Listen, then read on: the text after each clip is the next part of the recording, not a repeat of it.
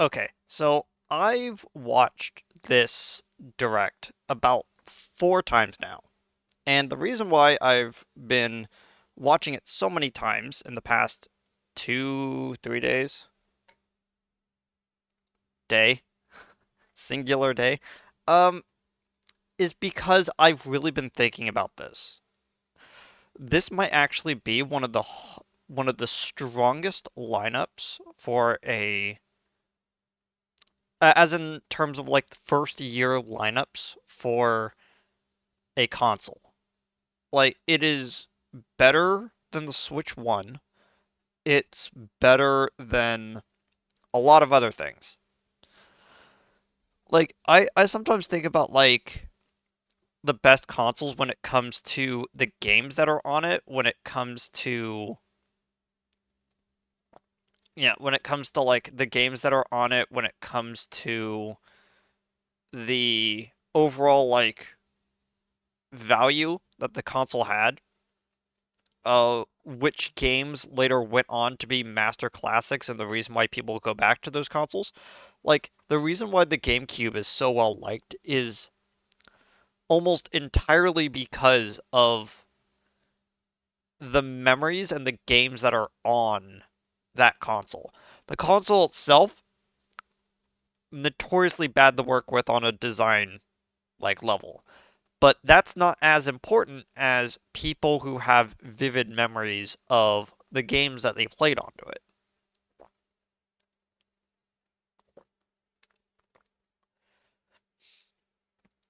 So, let me just fast forward through like a lot of the stuff. Don't really have the audio on or anything, but it's mostly because like there are a few copyrighted things in the actual the actual video itself I don't want to hit. Mario Kart World. Right off the bat, this is an $80 game, and everyone was immediately shocked when they heard that price point. And I kind of want to put this into perspective. When people think about an $80 game, when the N64 was coming out, if I remember correctly with my conversion rates, a game like Rayman 2 was roughly around 55, $60. And games usually stayed around like that level. But in the conversion rate between the 90s and today, that would actually come out to about $100. $100 to $120, depending on if you were buying a N64 game or a Dreamcast game. And when I point this out, some people are kind of confused because it's not really how much is being spent, it's the value of those dollars. Like when people say, you know, a gallon of milk went from $3 to 12, like that is an immense gap when it comes to the value of the dollar, the value of the item that you're paying for, the the purity of the thing. And when games like start getting this expensive, people start looking at its value a bit differently. Like there is what is known in several game circles as value per hour lost. And when you get a game that says that it is a $60 game, they expect 60 hours of content from the game. I do not I do not believe that. I have a game that is on my Steam library that I bought for $15 that you could go through the game in about 3 hours. I honestly think it's one of the best like narrative experiences I've ever had. And I'm not going to sugarcoat it. I spent that $15 after I had already seen the narrative of the game and then went through it myself because I valued those 3 hours $15. It is that sort of like dichotomy like gets people like twisted a lot. And so when you see here is an MMO you have to spend like $10, $15 on a subscription every single month. Are you getting 10, 15 hours every month of new content? Probably not, but you're at least putting 10, 15 hours of gameplay into those. That's what some people think when they're like trying to equate to that. And again, like I just don't believe that. I think what's going on with Mario Kart World is that it was delayed horrifically. I think that this game was supposed to come out a few years ago, but because of COVID, the 3 year gap of 2020 to 2022 is a null zone when it comes to development. And so you had a lot of things hit that development gap and just stretch really far.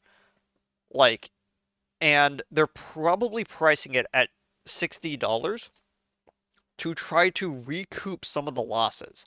And I think that might have been the case on this one specifically.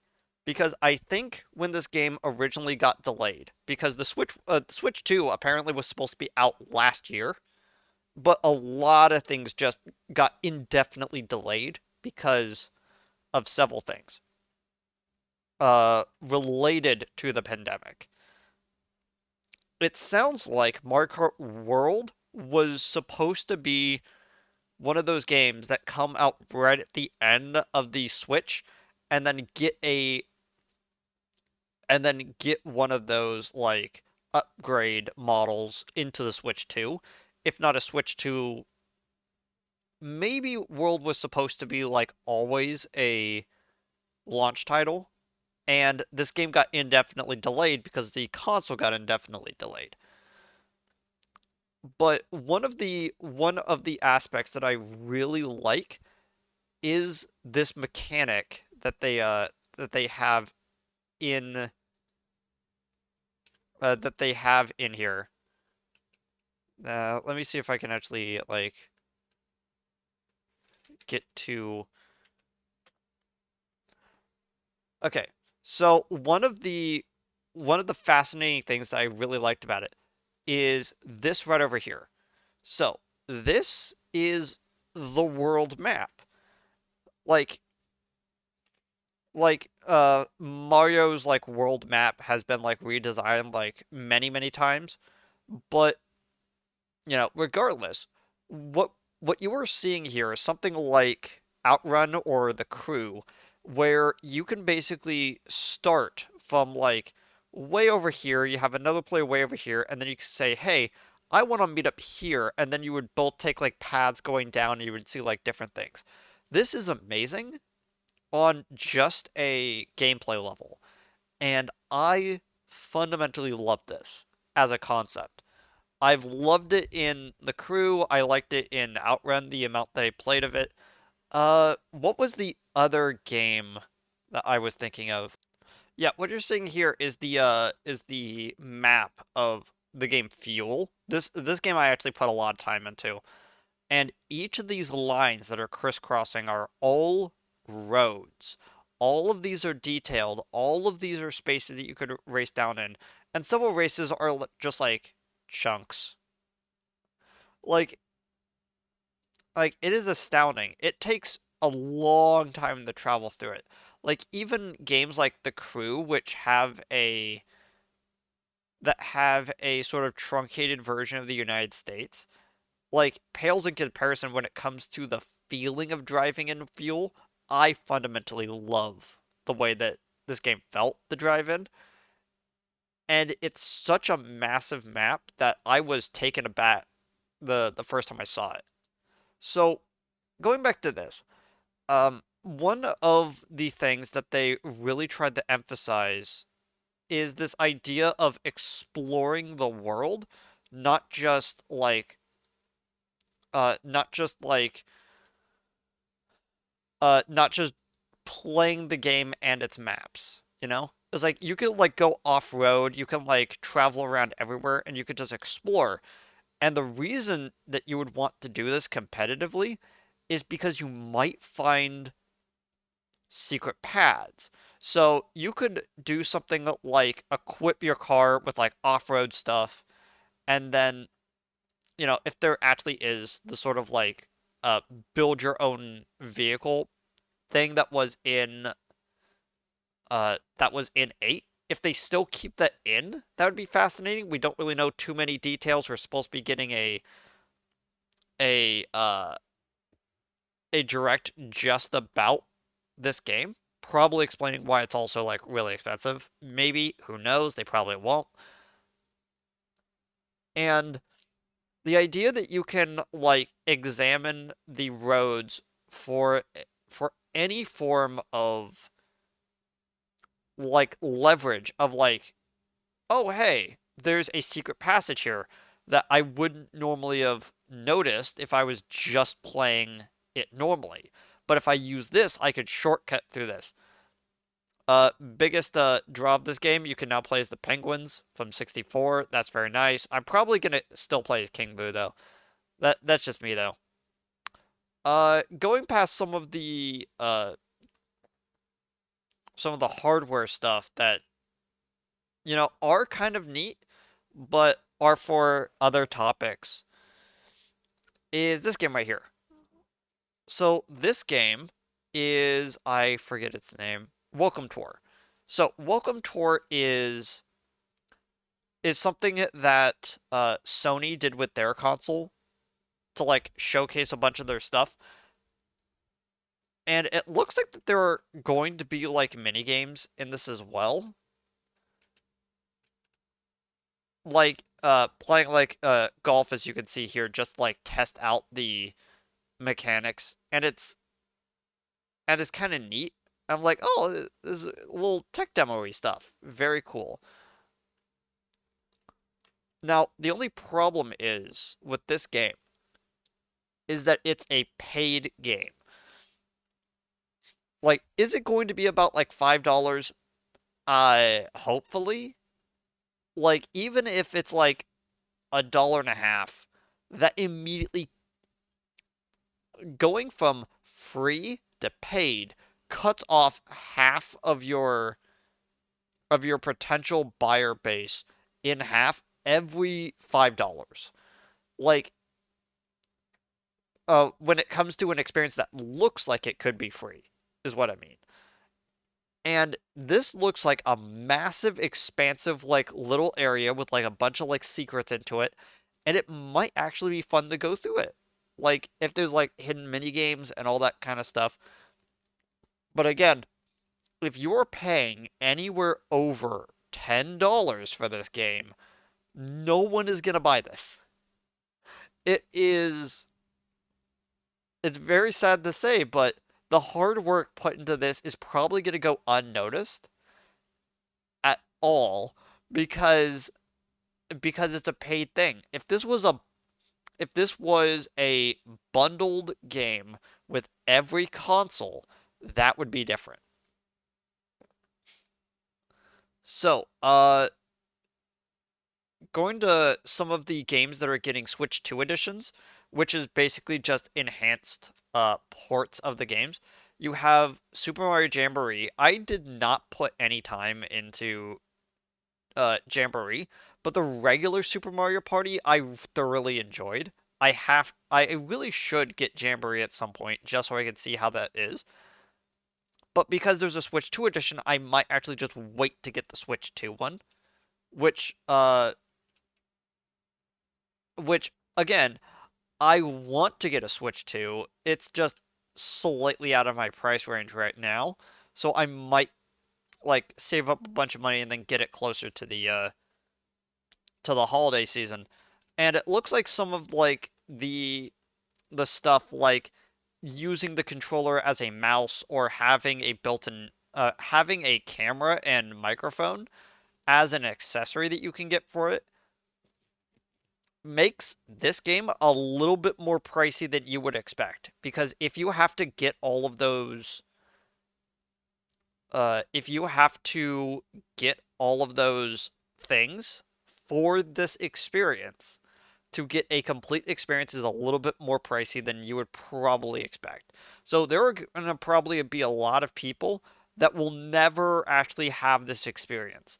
Because to have four people that are willing to pay for all of the extra stuff and then pay for an already pricey game might be kind of weird. Uh, but yeah, a lot of these things give me a lot of good vibes because I grew up with, like Mario Party's 4 through 8.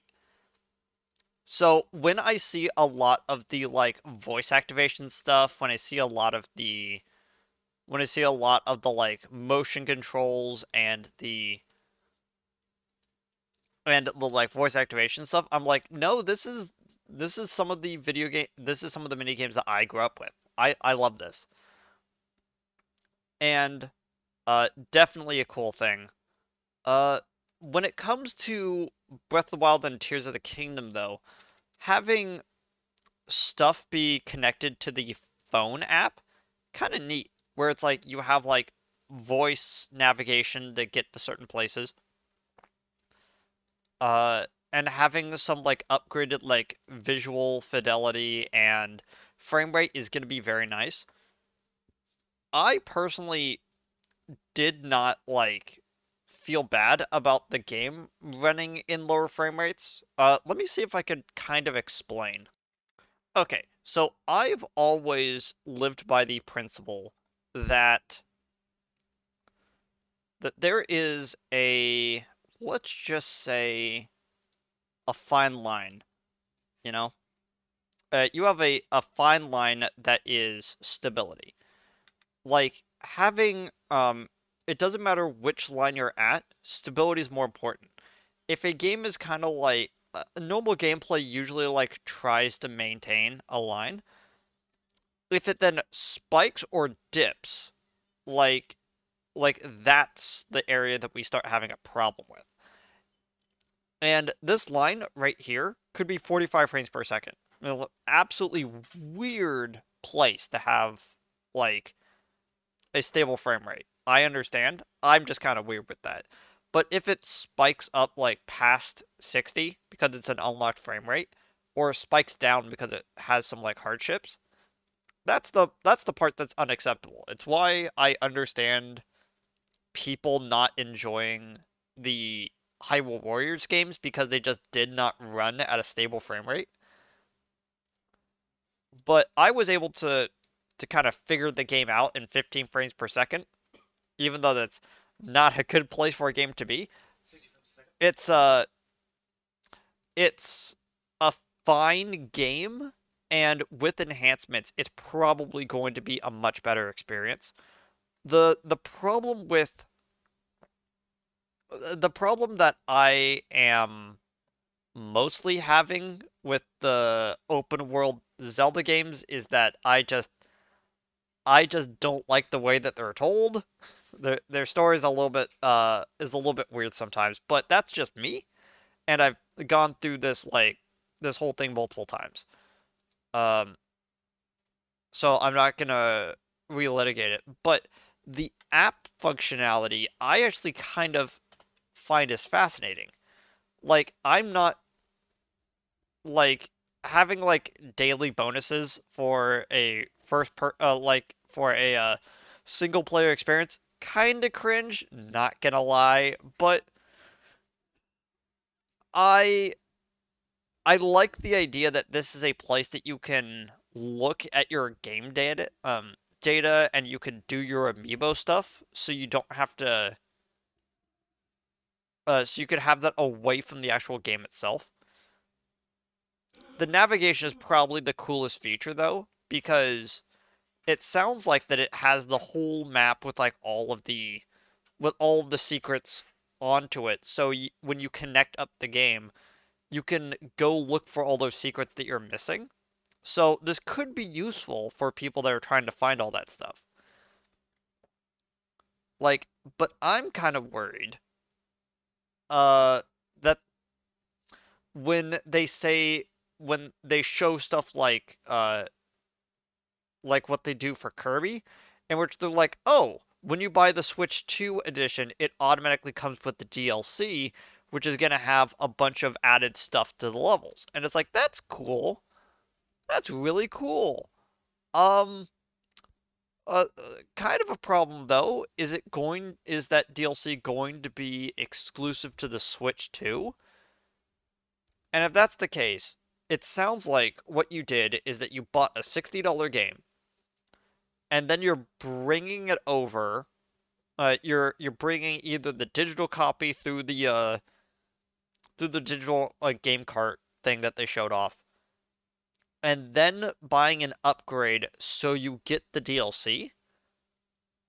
And does that mean that you could just get the DLC on the regular Switch and not worry about all the visual upgrades?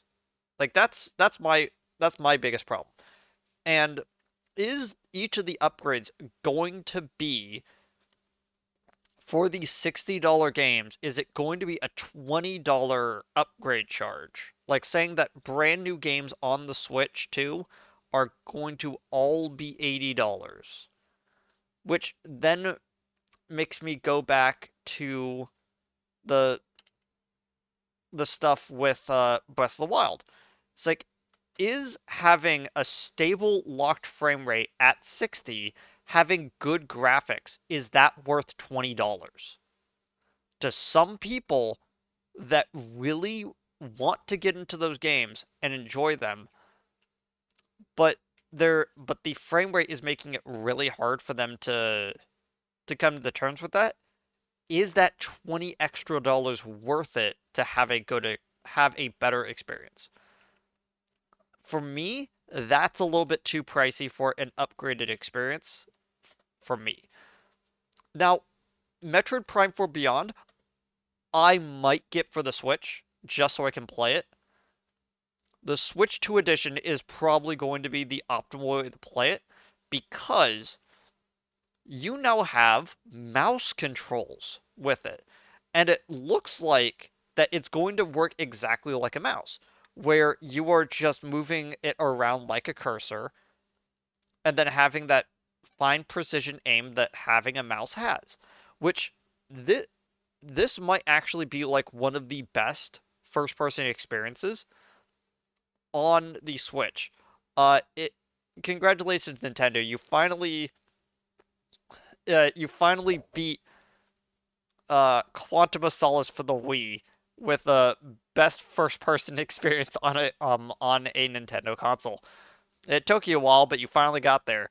Um, Having the game run in 4K, 60 frames per second, with it handheld at 180 is neat.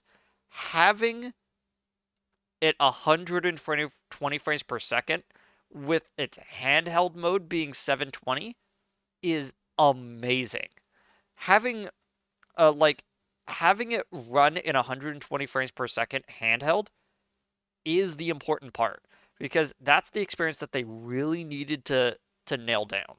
If it is runs at a stable 120 frames per second in handheld mode, even if it is 720p, because to bring this back up, you can have something that is 720p,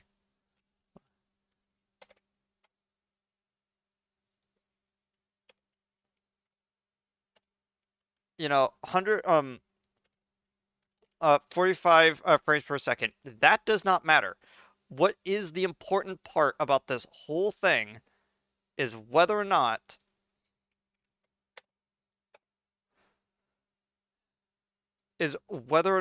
it is consistent. If this line is this line, as long as it stays consistent, it's perfect. It does not matter if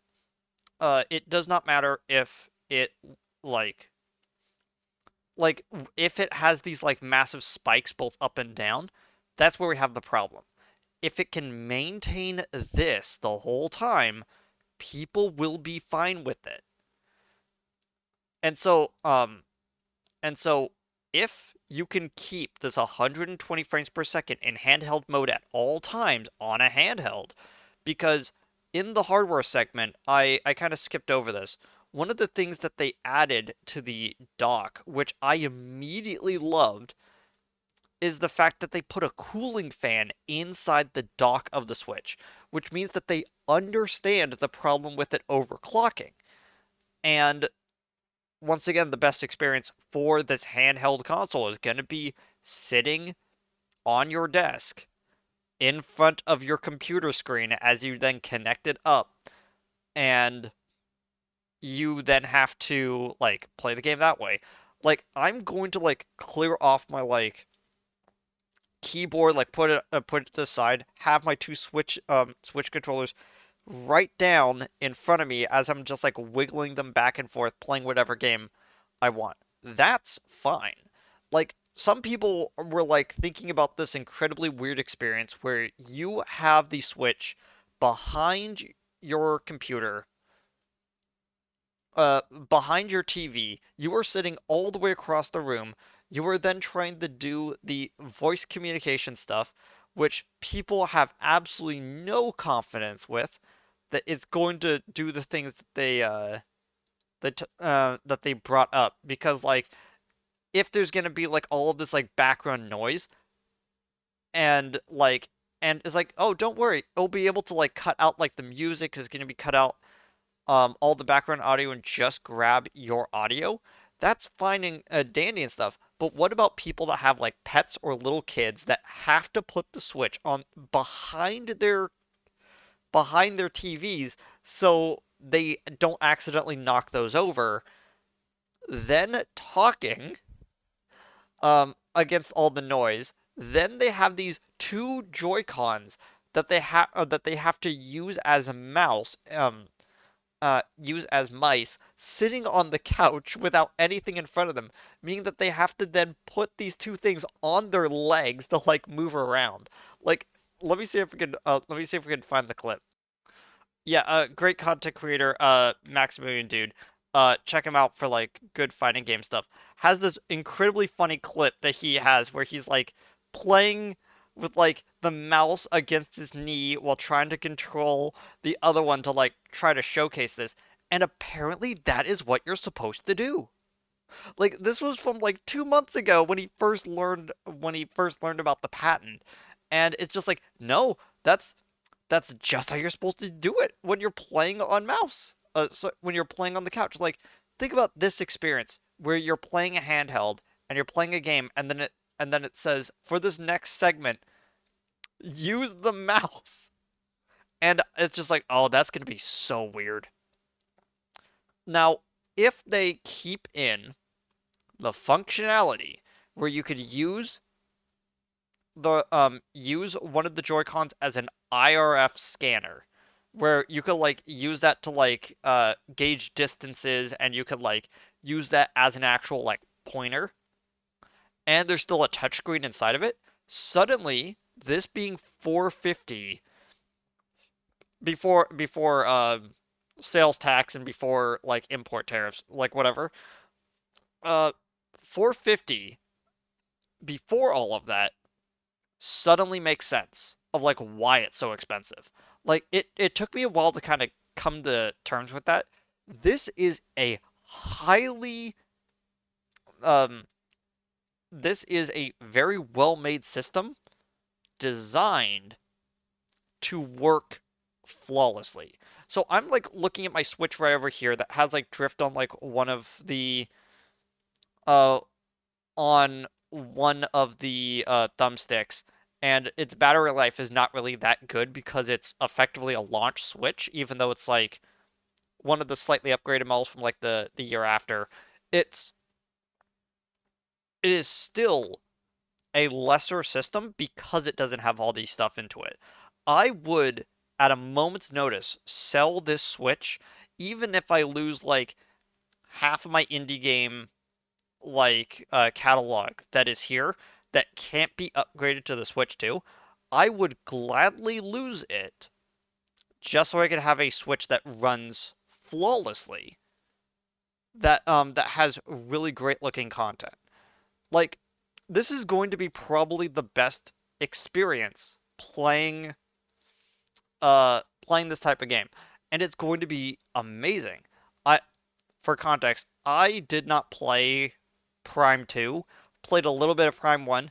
I 100%ed uh Prime 3 on the Switch just because it was a Switch title and I got a lot of Switch titles as a kid because my dad was fascinated with the technology in it.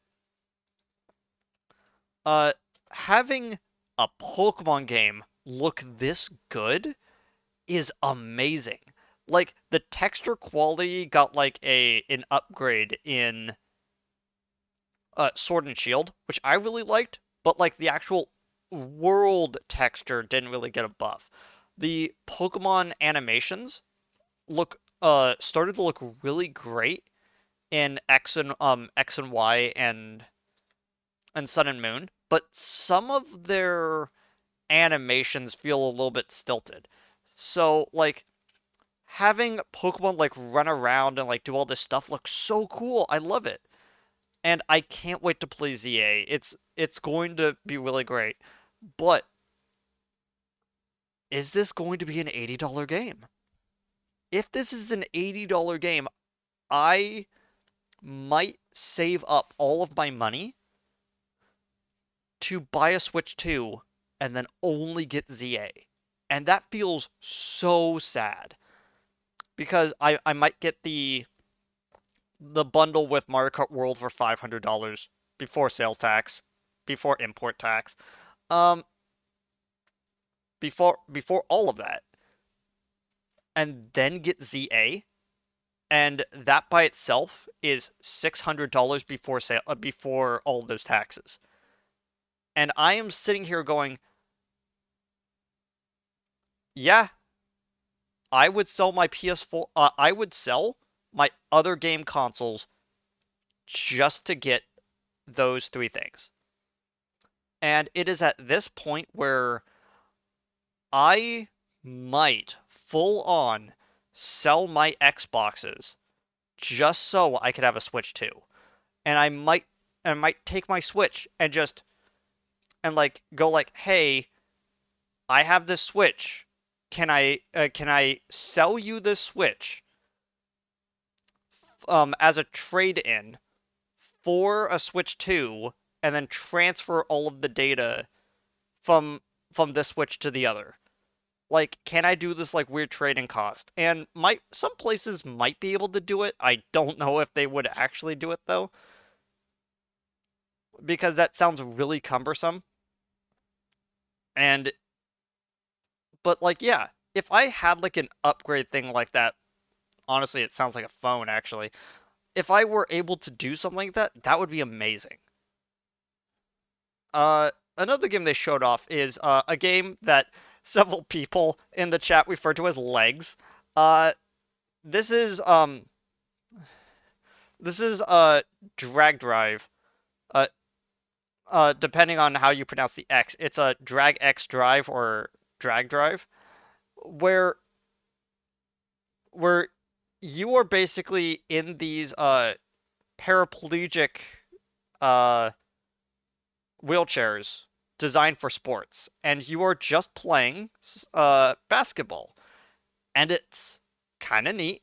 I kind of like this. It's a really cool looking game that is straight up a tech demo. How much money do you think this is going to be, though? Do you think it's going to be anywhere close to $20? Because if it is higher than $20, no one's going to buy it. This is going to be a full priced game on the Switch 2. It's probably going to be $60 to $80. And I'm just like, oh my gosh. And stuff like this with the context that new games might be $80 immediately color codes anything that I am now like feeling about these games. Like it's a great lineup. I wish it wasn't this expensive. Like they then showed off Elden Ring running in what looks like 60 frames per second, 720p, which which to be fair is not a bad experience. I okay, I bought Elden Ring, and they show it later in this, but they also show off the fact that it's somewhere here. They also show off that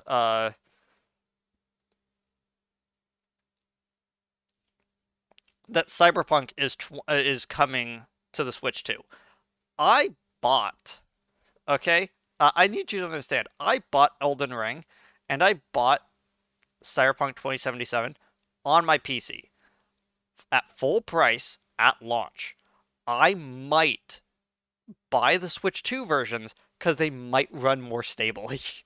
And that is incredibly funny to me.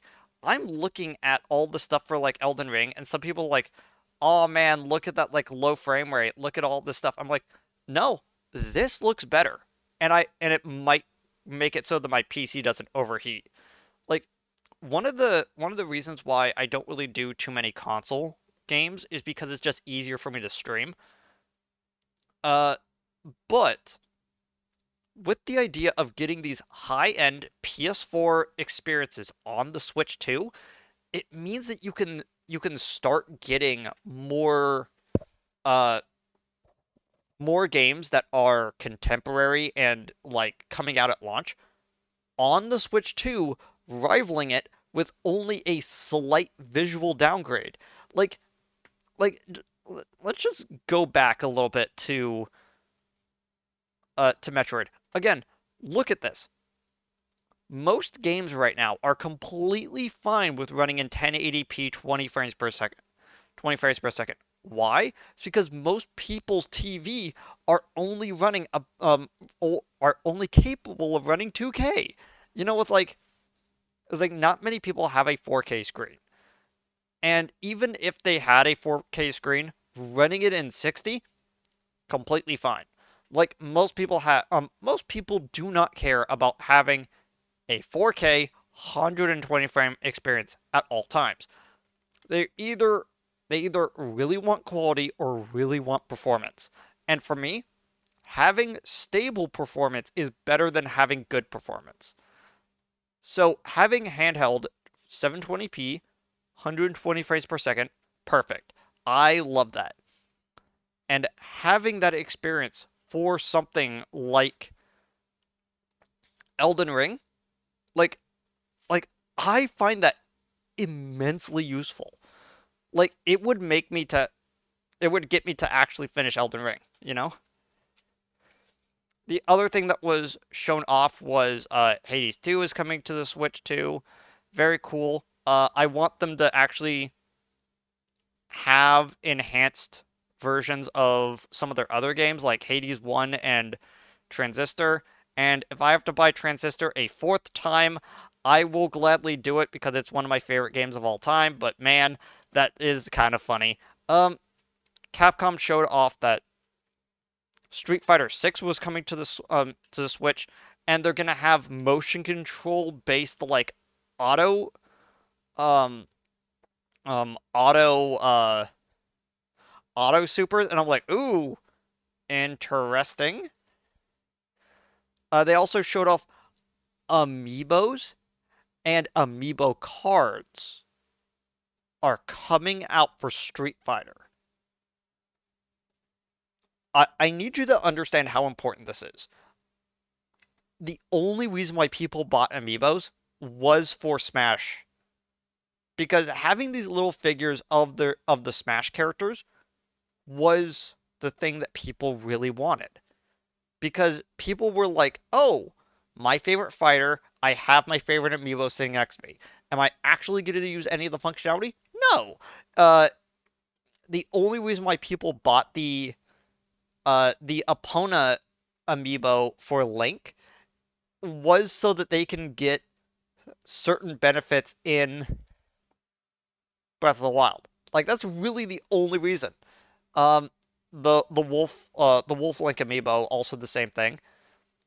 Like very few amiibos, specific amiibos had specific things about them. People mostly bought these as decorative things of their favorite characters. And so having these cards, kind of useful. They look really cool, but they do their RF thing without being a big figurine. But the fact that they're still willing to do all this stuff is an amazing call. Like because amiibos are kind of cool, and even though the RF figurine craze kind of died out like several years ago, the fact that Nintendo was like, no, we still have more of these things in the chamber. Do not worry, is the thing that people were really looking forward to. Uh, so if you've never seen Daemon X Machina, you probably looked at this game and you went, "Oh, what is this?" Yeah, Daemon X Machina was one of those Switch 1 games that did not play well. Like it ran under 20 frames per second. It did not have the best visuals, and its gameplay suffered because of all that. And having this be a Switch 2 game that looks as good as it does and seemingly runs as well as it does, with the promise of it being, at best, sorry, at worst, 720p, 60 frames per second, that's amazing. So Daemon X Machina might get one of those upgrades. Split Fiction, uh, not their best thing, but it is one of those fun experiences with a partner. Sports games, no one cares. Uh, Skating, the sports game that everyone actually cares about. It's getting some stuff. Hitman coming to the Switch, very fun. I've never actually put any time into the world of assassination type games where where it is mission driven and it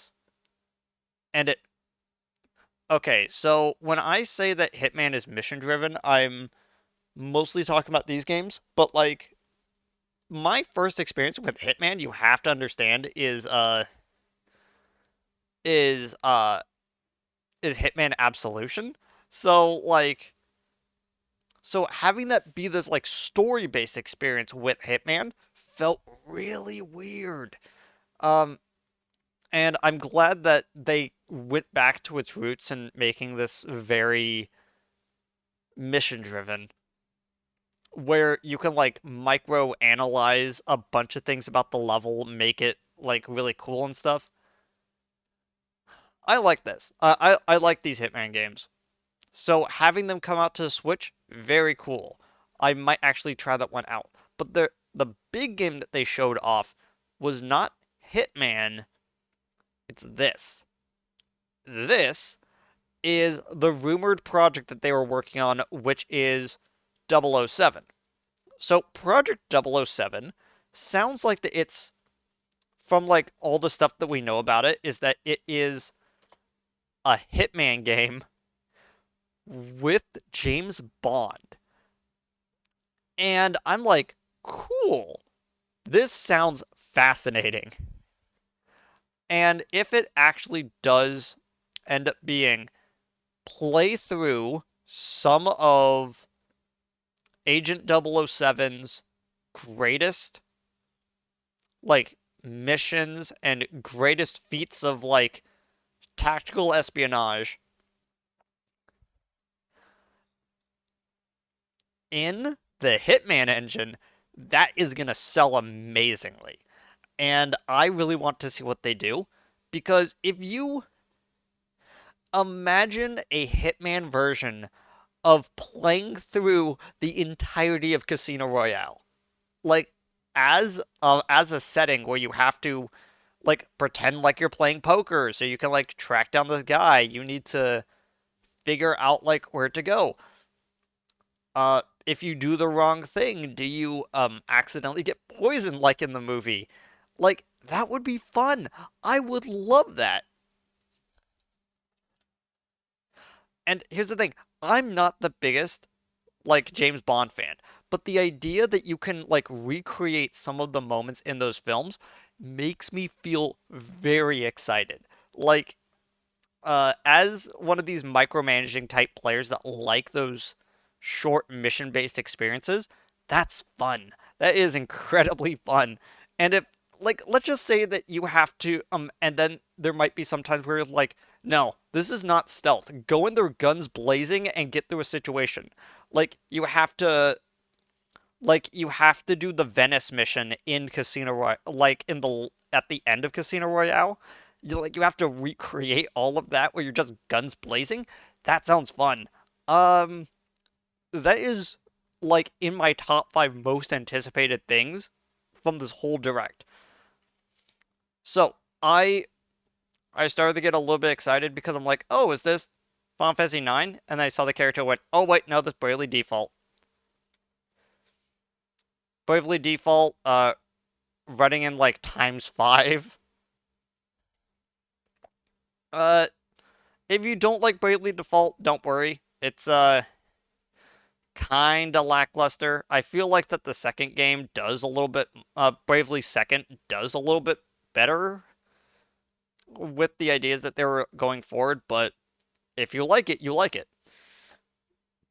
Sega was then like, "Oh yeah, Yakuza 0 is coming to the Switch." And I'm like, "Cool. I might actually play a Yakuza game now." Uh I was actually looking at the Yakuza collection on Steam because it was on sale a while ago, and I'm like, do I do I want to finally like dive into this series because I've seen a lot of it. The only game in the series for context, the only game in the series I've actually played is 4, and that was on a friend's Xbox way back in the day. And because of that, a lot of the stuff that I know about Yakuza is based off of Yakuza 4. But Yakuza 0 is an amazing experience, as some people is an amazing experience, and it is probably the best game in the series. So for it to be coming to the Switch and it's supposed to be like a really great starting point for new players, it's amazing. So then they show off the thing that gave me a lot of heartache. This is Hyrule Warriors 3, Age of Imprisonment, which immediately is cool because it means that High Warriors 1 and 2 might actually get visual and performance upgrades as well, and they might announce that later this year. But the idea of, oh yeah, you could also play as these characters that were introduced in Tears of the Kingdom as well, and I'm like, amazing. Yes, I love this. Like I have a fear that it's not going to be as long as the other games or have as much content, but man, that is going to be a fun experience. That's like up there at the top of anticipated games, and it's coming out this year. Fantastic. Uh, a Switch Online got GameCube functionality, which is great. But the games they show off is Wind Waker, non HD edition. So all those people that basically whine and moan about not about having to do the about no longer having the Triforce quest at the end of the game. Congratulations, you got exactly what you wanted. I hope you're happy. Uh, Soul Calibur 2, the one with Link into it, very cool. I put a lot more time into 5, so a lot of the designs and gameplay of 2 just feels off. Uh, F-Zero GX. Uh, Not the one that I grew up with. I grew up with the F-Zero game on the N64, but in very neat. I might put some time into it. It has the story mode in which Captain Falcon does his signature Falcon Punch. Very funny. If you don't know where actually Falcon Punch comes from, it Uh, it's because they had a move set for a character in Smash Brothers, and because of the character outline, they needed a character that fit that role that was a Nintendo IP, and so they put Captain Falcon into the game. And more people know Captain Falcon for Smash than F-Zero at this point.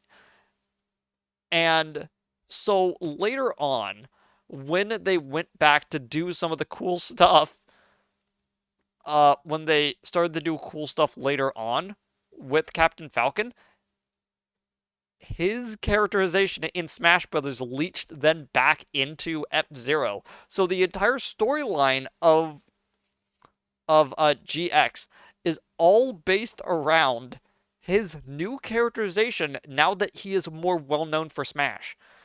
And it's very funny. I like the story mode of GX. Look it up if you can. It's it's one of the better story modes of a game that is on the N60. Sorry, that is on the GameCube. So they also announced the fact that there is this thing where if one person has a copy, it can transfer to other people that are in the vicinity with the Switch. If they had something like that for GX specifically, so if one person had the online service and it could then be brought over to the other people, that would be fun. This is the most important thing in the entire thing. Customizable button layouts. If they bring this back over to the other games in the collection, that would be amazing. Thank you. I think that the I think that the N64 support when it comes to the controllers is terrible, and I would much rather want to just go, no, instead of holding a bumper and then pressing it for the C stick, I want that to just be mapped to the C stick. Can you please do that? And their answer is no, we cannot do that. But it looks like that you can't actually like touch that thing at all. But if there was a no, no, keep going. Keep going. Yep, there we go. Okay, so you can actually map the right stick to whatever you want. Thank you. Thank you so much. That is going to be very useful. Instead of having N64 games, you have to hold down a button and then press the face button for the C for the C buttons instead of just having just have that be the C stick. Like that would be very very useful. Thank you. Please do that. Sorry that I went off on a big tangent, but it's one of the reasons why I never did a full series on Banjo-Tooie is because the control layout was not worth doing. So, Mario Sunshine, I still have over there. I'm looking at it right now. My copy of All Stars of Super 3D Mario All Stars. I think is that's the name of the game in which it has Mario 64, Sunshine, and Galaxy. And most people say the only reason to buy that is for Galaxy.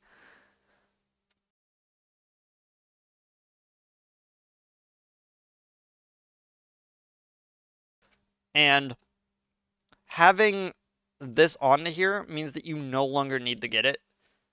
But the Galaxy is still the only reason to get that. Maybe this one will not have as many bugs. Path of Radiance, not the best Fire Emblem game, but if you want to try Path of Radiance, it's a fun game. Ike is a fun character. Uh, both Coliseum games, both Pokemon XD Gale of Darkness and the regular Coliseum that's coming up, amazing. Super Mario Strikers, not my personal favorite Mario sports game. I would actually say, I would actually say that the baseball game on the GameCube was a little bit better, but that's because the story mode was actually really fun to play through. Luigi's Mansion, amazing. I already have 3 copies of the game. I do not need more. Thank you, though. Chibi Robo, always a fun game. People have always been asking for them to do anything with the series. So great to see it come back. Uh, a GameCube controller, amazing. It is only going to be used for Switch. It's only going to be used for people to play Smash Brothers on. It is the only reason.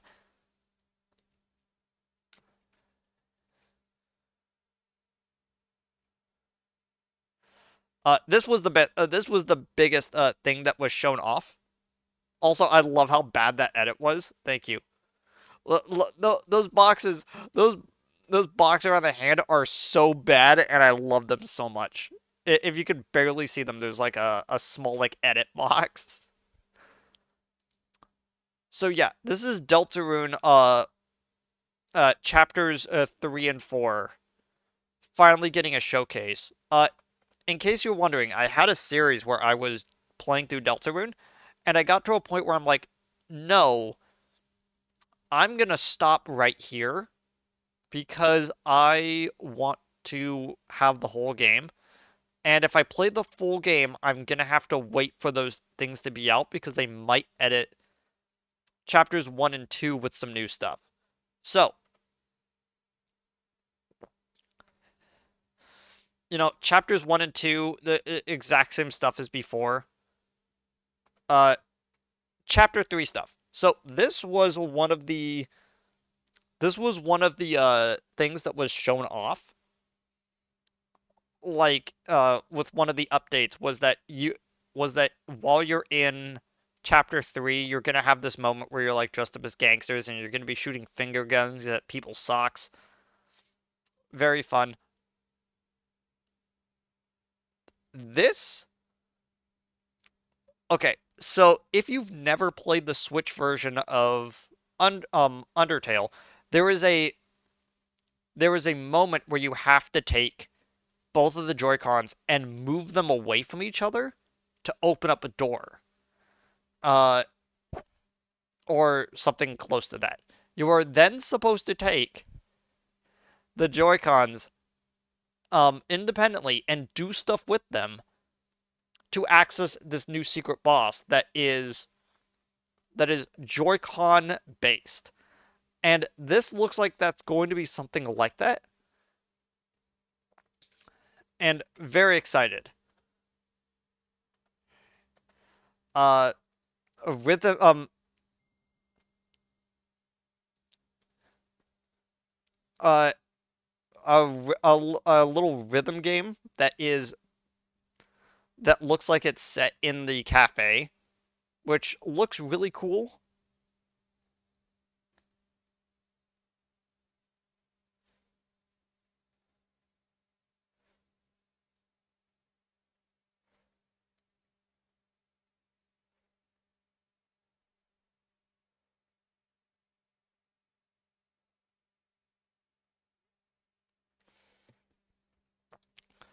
Um more stuff that looks like it's chapter 4 based. We get a little bit of a like clue into what's going on with chapter 4 and clearly a teaser of again, if you've never played Deltarune, a teaser of the Angel, which is supposed to be the end of it, available on launch day of Switch 2. Now, does this mean it's it's a Switch 2 exclusive? No, it's going to be available on PC. It's going to be available on Sony and Xbox. It's going to be available on probably the original Switch. But I want people to understand this game has been in development since 2018. And like it says like right down here, 2018 to 2025. And Chapter 5 is supposed to be Chapter 5 is supposed to be like the true ending of the game, and then chapters 6 and 7 are supposed to be follow-ups. Either with like new after quote unquote conclusion content, but we are mostly waiting for chapters 5 through 7 at this point. And there isn't really a pricing onto it, but it was rumored that each chapter is supposed to be about $5. So in total, like a $20 experience for Deltarune chapters 1 through 4, and then $15 afterwards for the other three chapters. That sounds fair. Uh, Borderlands 4, apparently it's coming out for Switch as well. Civilization 7, not gonna be the one that I play. I only played Civ 4 back in the day, and it sounds like not much has really changed. Uh, 2K Sports, it's okay. Most people that were watching this live around this trailer, uh, their feed got cut, so they had to quickly go through it. But this game, it looks fun. It looks like it's a it looks like it's one of those. Okay, so if you've ever played those cheap mobile games where you have to chop down trees, mine ore, get resources to access more of the map, this is basically just a high-end version of one of those video games. And it looks kind of cool. I like this. But this is definitely an experience for YouTubers to play with friends on stream to just yell at each other. Like this is peak streamer content. And it is a launch title. Like I know for a fact that like people are gonna get this game just so they could yell at each other while on stream. And this game looks fun and cute, but most people didn't get to see most of it because the stream lagged here. And they also didn't get to see the amazing announcement of Enter the Gungeon 2, which I love this game. I love the original game, but man, I am not good at this game. I am really bad at I'm really bad at games that require like precise movement through bullet patterns. So this is the next game in Astroneer, which is called I forget what it's called, Starseeker, right? If you've never played one of these games, it's okay. It's just not my thing. Here's Cyberpunk 2077, which I mentioned before.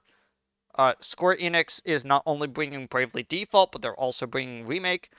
So I thought about playing Remake and Rebirth for the channel, because I'm still trying to get a Final Fantasy series done, but editing the recording has been kind of hard. Final Fantasy VII Remake Intergrade. I own relatively close to launch both games. I bought both Remake. I bought Remake on the PS4, and then I bought Rebirth on the PS5. And I might sell both copies of those games just so I could purchase Remake and then potentially Rebirth on the Switch too. Like, if they're. And then when the third version is announced, if it is also for Switch 2, I would probably get it there. Because having those game experiences on the Switch might be better experiences. Because one of the reasons why they don't run so well on the PlayStation is because there were several texturing and texturing issues that were with it that got fixed with Intergrade. So having the Intergrade attached to it actually does help this game. And again, 120 frames per second on handheld devices. Very cool. It means that running this in performance mode is going to feel amazing to play. And then we have this sizzle reel, which I'm going to go through each of these really quickly. Kitsugami Path of the Goddess. This is a really fun experience that was stuck to mobile phones for a while. Uh, Same day as the Switch 2. Uh, Very cool. Check it out if you want. Hollow Knight Silksong. We finally got footage of it. It comes out this year. Uh, a lot of people that were disparaging Silksong immediately went quiet and went, "Oh, I guess it's coming out." And it's like, "Yeah, I guess it's coming out." Story Season Grand Bazaar with a Nintendo Switch 2 edition. They showed off that they were remaking Grand Bazaar. It looks like, yeah, it comes out in August. Very cool. Okay, so I loved the original Harvest Moon game. I've never actually put any time into any of the Story of Seasons games after they had to rename uh due to it. So, Goodnight Universe, if you've never seen this game, looks kind of cool. I've seen some footage of this in the past, and it reminds me a lot of oh, what game was it? One second. So, not related, but it did remind me of Among the Sleep, which, again, Among the Sleep is a horror game where you play as a young child. But it did have immediate vibes of that, which I found was hilarious. 2 Point Museum. The only sim game I ever really played was and I kid you not, this is the only one I've ever played, Mall of America Tycoon, which I'm not even sure how I got a copy of this game, but I put a lot of time into Mall of America Tycoon, and it is the only sim game I've ever really played, and it never really been too interested. Koei Tecmo's Wild Hearts is getting a Switch edition, which it's fine. It's fine. Witchbrook, a game made by Chucklefish. I have been a big supporter of Chucklefish ever since they made Starbound. Witchbrook looks really fun. I kind of want to get into it. I know several people that love Puyo Puyo, and to a lesser extent, the Tetris part of it. Get and I hope that they are excited for this game. I I much prefer Dr. Robotnik's Mean Bean Machine, but that's just me.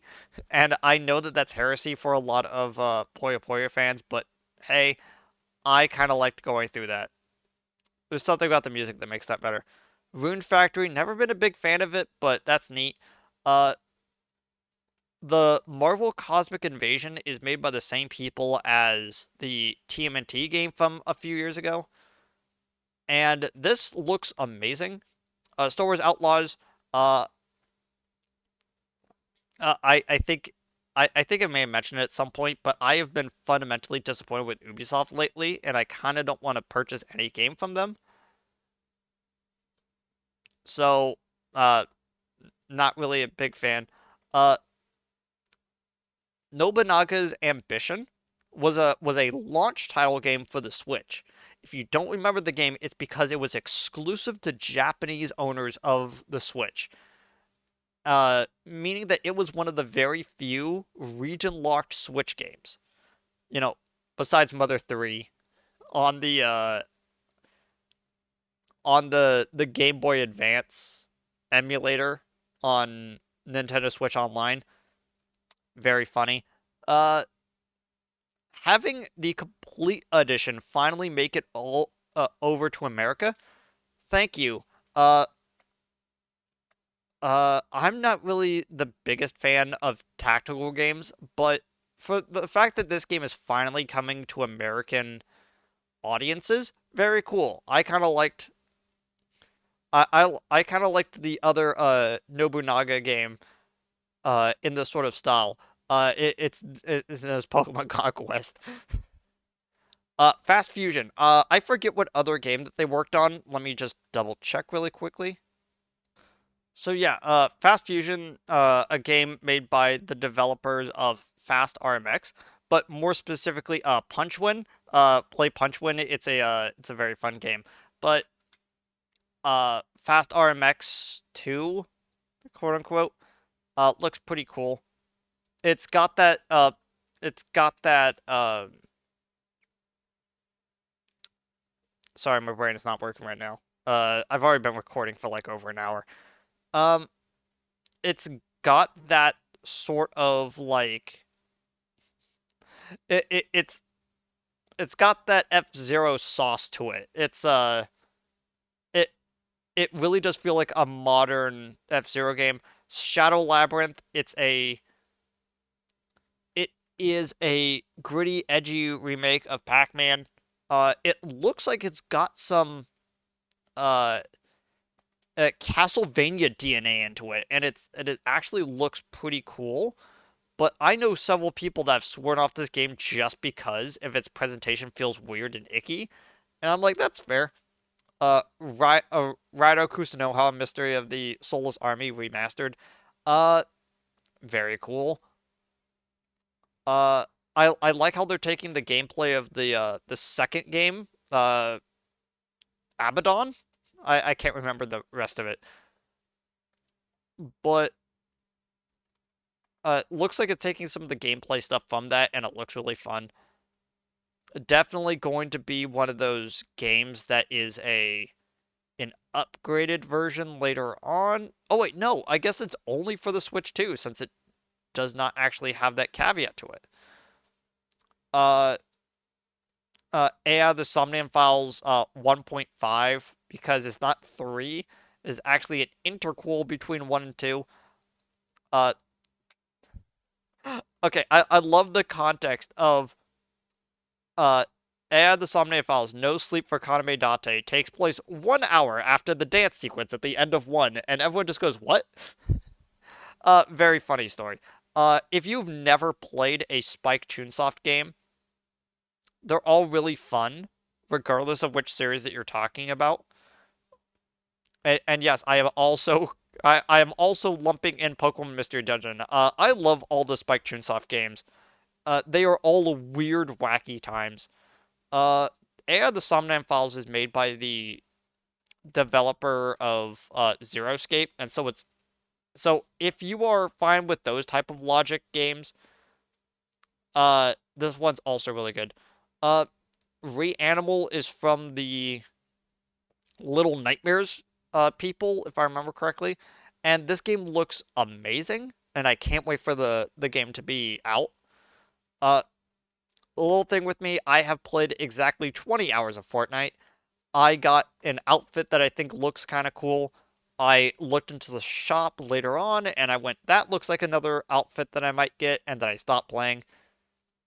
Fortnite is going to be on the Switch too. Everyone expected that. The Lego stuff is also apparently coming to the Switch too. So I do wonder if that means that they're also going to get the music festival stuff, because if that's the case,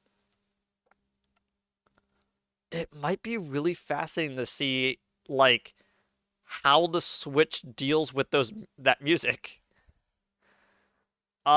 Ridge Racer, pretty cool. Professor Layton and the New World of Steam. If you do not know me, I am a massive Professor Layton fan. The only game in the series I haven't played is the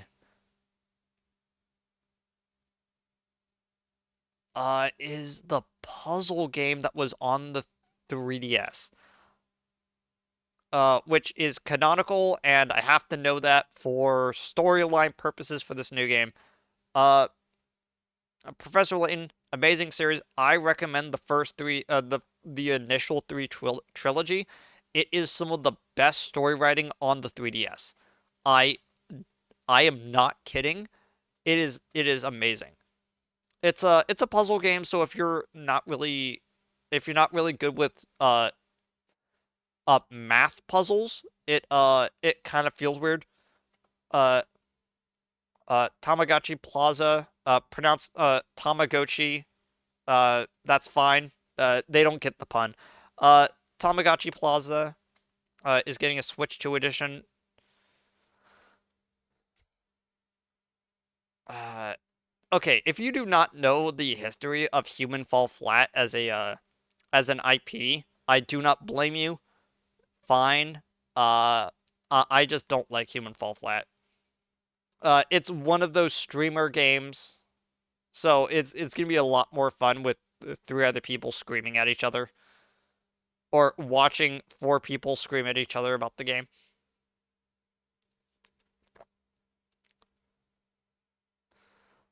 This was the biggest. Uh, besides Silk Song being in here, the other game being showcased off is Bloodborne 2. So we have a little bit more information about this game now that it's out and they can start talking about this project. Okay, so Elden Ring has a project called Night Rain. Night Rain a is a cooperative, not competitive, uh, battle royale style game in which you have a shrinking area. You know, have a shrinking area to it, and you have to beat certain bosses within a time limit, and then you could go between different days and have all that stuff. So this game is apparently the Night Rain for Bloodborne, which kind of sounds kind of cool. Sounds like that they're gonna put in some lore things about Bloodborne. So always fun for lore keepers. Looks amazing. This thing right here is the thing that got me up off the ground.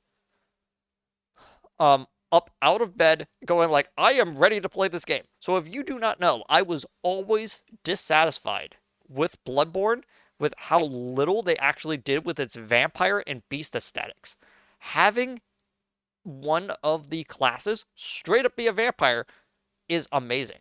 And it looks like that most of the characters that you play are either going to be like magicians or vile bloods is very cool. I like this. I like this a lot.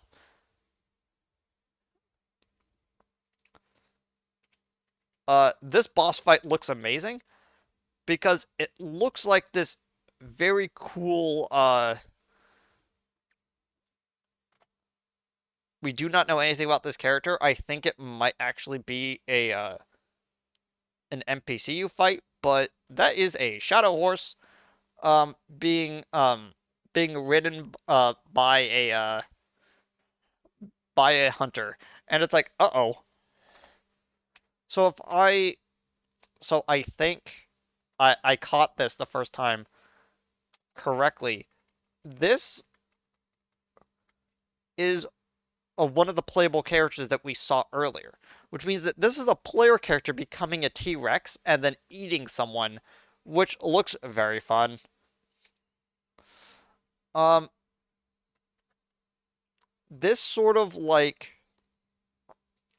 Chinese aesthetic character is fascinating because we did hear some stuff about a sort of like Asian village as well in the lore, which sounds kind of cool.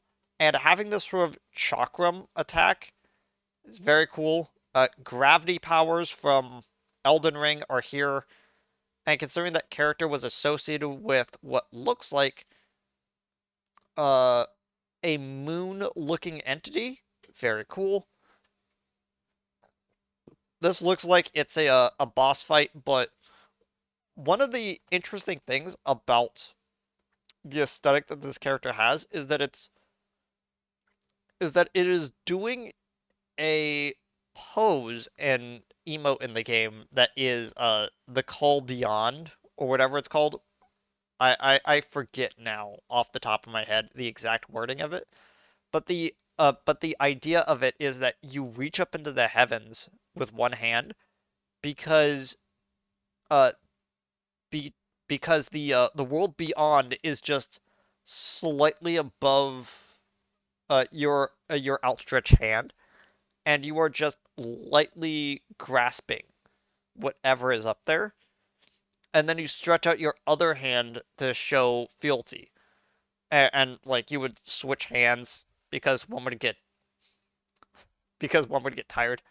But the pose that he is doing specifically is he's only partially putting his arm up while holding an iron weapon in the other hand. Basically showing even though he calls to the other side, his allegiance is to the earth. Very fascinating. I like that little lore drop. Duskbloods is going to be out sometime later this year. Very fascinating. Um, the Elden Rat is also here. Hello, Elden Rat. Oh, it's sorry, next year. It's next year. This is the most important thing. Available only to the Nintendo Switch 2. Whatever happened behind the scenes with Sony and FromSoft immediately made them not want to work with them ever again when it comes to Bloodborne. So it being a Nintendo 2 exclusive is very fascinating, and if we ever get more information about it, it's going to be a very fascinating look into what happened with the company.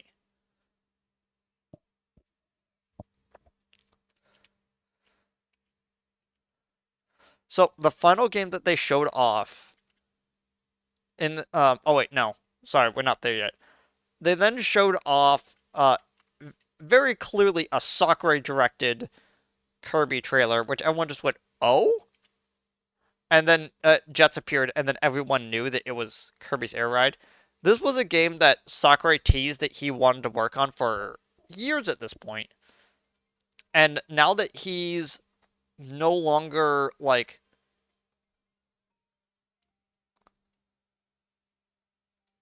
I got a call halfway through my right at the end of my recording. Oh well. Um Kirby's Air Ride. He said he wanted to work on it for a while now. And now that he's no longer obligated to work on Smash Brothers, he could finally put this out. Meaning that the second that he put out this trailer, he's probably being tasked to work on a an update to Ultimate so that they could give it a Switch 2 edition, probably. But yeah, I out of all the games on the GameCube, I have rented Kirby's Air Ride the most, and to have its sequel Kirby Air Riders. Um, very fun.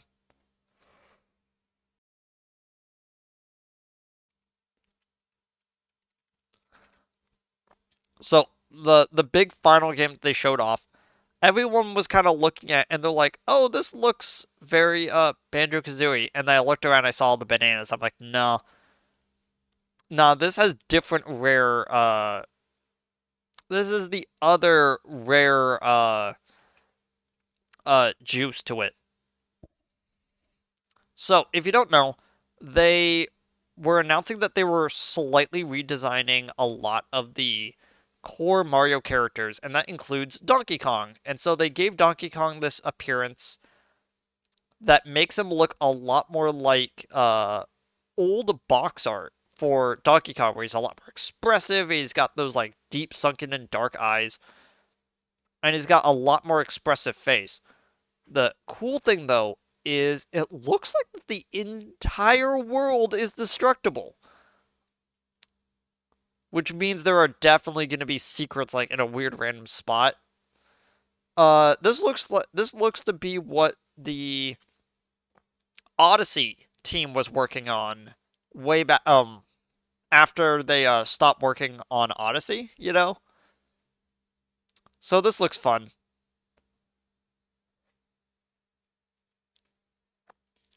It's also got throwback levels to those. Donkey Kong is forced to wear pants.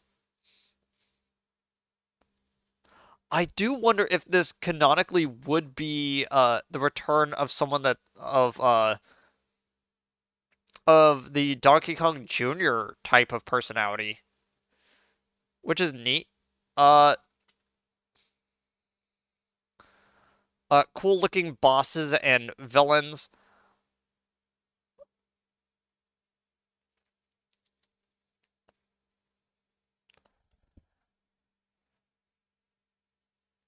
Donkey Kong is super expressive in this, and I think this is going to be the revitalization to his character that is very needed.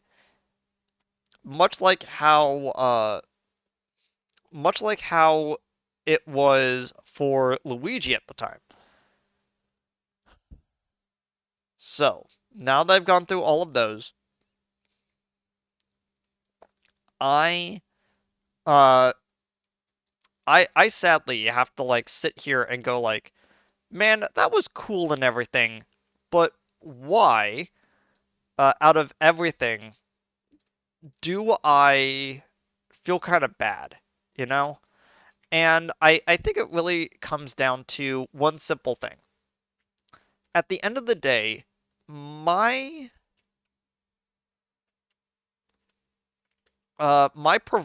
my prerogative when it comes to video games is I feel, and I will champion this to anyone who asks. I believe that video games, at least right now, are more important to the world when it comes to where the dominant form of media is. Video games are more important than anything going on in Hollywood right now. And so asking people for a really big buy-in for current video games right now has been feeling really bad because people can basically say, "Hey, let's go to a movie. We'll spend $20, we'll see this movie once, and then we'll have an okay experience." That's one thing. Having someone invest $1,000 for two video games and a new console is a little bit a lot. That was a weird way of saying it, but yeah, it is an asking price that some people are not willing to pay. And I think one of two things are going to happen. Either Nintendo makes a lot of money of people selling their old consoles to try to get in on the ground floor on the Switch 2. It's going to be propped up exclusively by content creators which have enough money lying around to actually make those. Or Nintendo starts sinking like a rock because they made this brand new console, which clearly cost a lot of money in development time and research that has been held back for a few years due to extraneous circumstances. And they have to sit there and go, well, just like the PS3 before it, we have to eat some of the costs. And that's never fun. It's never fun for a company to just sit there and go, well, we're going to have to take a loss on this console because it's more important for us to have this console out than us to actually make money off of it right now. It's one of the reasons why, like, Sony almost didn't recover uh from uh from when the 7th gen was out. And I I worry. I worry about where gaming is going in the next few years because like some people like it's like, "Oh man, I have all these subscription services to like Netflix and like Disney Plus and like Paramount and all this stuff." And I just go, "I don't. The only subscription service I really pay for is is I sometimes remember to actually pay the cost to play Final Fantasy 14, and I mostly just keep up with Nintendo Switch Online because I have the expanded service to get the N64 games, and that's like $60 a year for like the whole thing. And I'm fine with paying that. I'm fine with paying that cost yearly and being within the gaming ecosystem than paying for things in Hollywood right now. And like I said, I don't really care what's going on in Hollywood. Like, people are making a bunch of videos about, like, oh man, this movie bombed and this movie bombed. And I'm just like, I don't care. Video games are doing well. And then I look over to video games and they're like, this video game is bombing because it did something stupid. I'm like, thank you. That's exactly what I wanted to hear. I what's the correct term? I'm trying to think of like the correct terminology for this, but I am very excited for the Switch 2. Again, one of the strongest lineups for a launch that we've ever seen, but it is a big asking price for a lot of people. And is one of those things where people like me might have to actually break out their like emergency like credit card and go, congratulations, I am only using a credit card for this, just so I can purchase this game and then basically pay it off like as time goes on. Like this is a big asking price for some people. Like, people go into debt to buy cars. People might go into debt to pay for a Switch 2 just so they could get it on launch. And right now, if that's where I feel like gaming is right now, it's a lot better than it could be.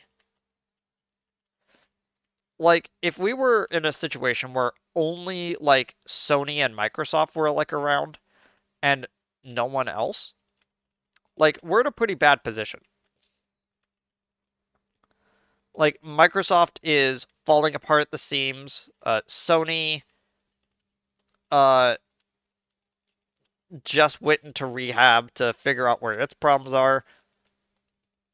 Nintendo hasn't really been too kind to its fan base as of late, and several people are a little bit miffed at them for several reasons, especially when it comes to game preservation and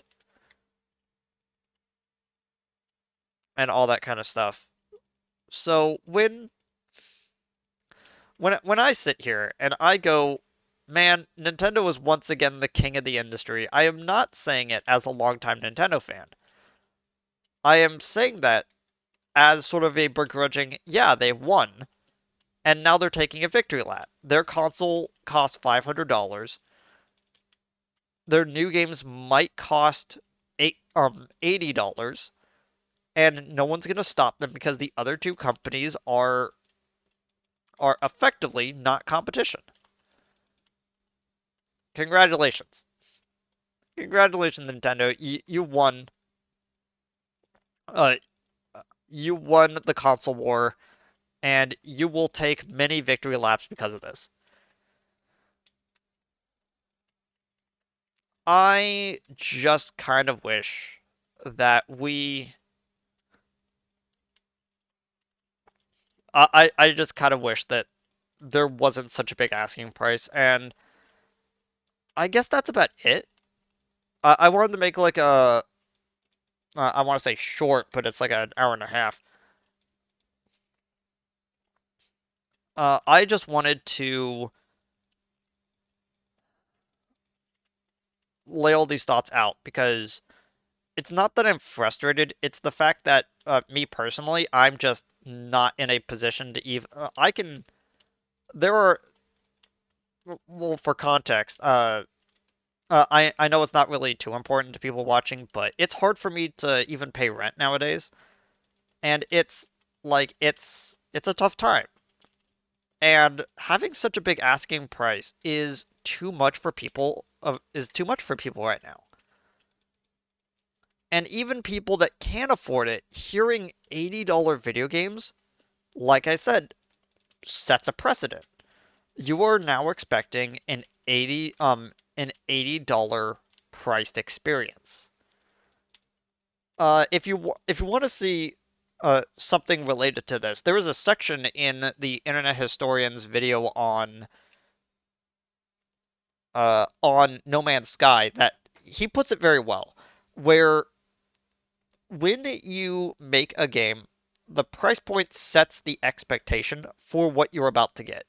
Having a $60 AAA boxed experience where you have like a statue for like the collector's edition, and it's getting like this big like showcase and like and everything, and then it comes out and it's like a 3 out of 10 because it's so buggy and the experience is negligible, makes people upset for years about what you just released.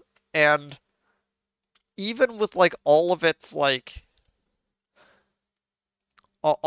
upgrades and all of the things to fix the experience, and even though they kept updating the game and they brought it to a good experience, it still has a sour taste in a lot of people's mouth, to the point where even when people bring it up, they will think about its launch experience, not where it is right now. It's why several people in who aren't even like associated with it, when they hear, "Oh yeah, I play Final Fantasy 14," and people will go, "Oh, you mean the game that crashed on launch and they had to reboot the entire thing?" And they have to sheepishly go, "Yeah, that was over a decade ago. The game is now good and it's one of the best RPG experiences in the world." People are still going to have the initial experience of this game crashed at launch. And if an entire console has an amazing experience going into it, and then someone asked them, "Hey, where were you on the Switch launch? Why didn't you get it?" And their response was, "I was paying rent." That's going to be something that sours in their mouth forever. It's like, "Oh man, these were great experiences. Why didn't you get in on the ground floor of that?" I had bills to pay. It's stuff like that makes certain hobbies feel bad. And I really even shouldn't say hobbies. I should actually refer to playing video games as a lifestyle at this point. But I I don't know how many more ways I could iterate this. I am fundamentally worried about the state of video games at all times when it comes to video game stuff. Like I honestly want to hear your opinions. I want to hear people's like take onto this, because if you were a little bit if you were even remotely a little bit more well off, are you okay with spending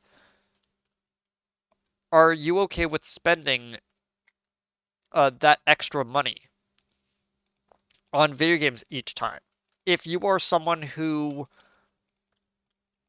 if you're someone who is less well off, are you still going to get these games and do everything you can just so you could stay in on where the spirit of video games are right now? Are you not even like going to attempt to get